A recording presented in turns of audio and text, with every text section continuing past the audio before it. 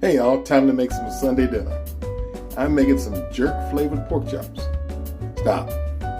I said jerk flavored pork chops. I didn't say they were jerk pork chops. Don't get your panties in a bunch.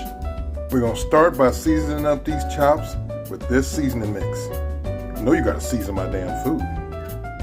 Now we're gonna brown the pork chops, get a little color on them. Do it in batches, bitches.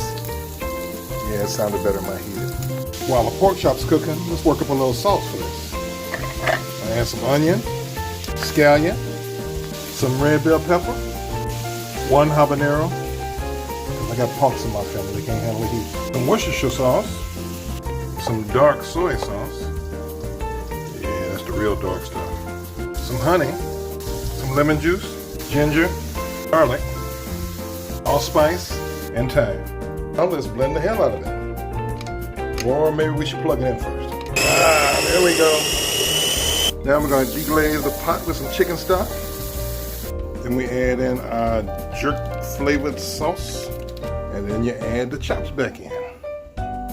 Those are looking good. Let's fix a plate. It's time for Sunday dinner. Who wants me to fix them a plate?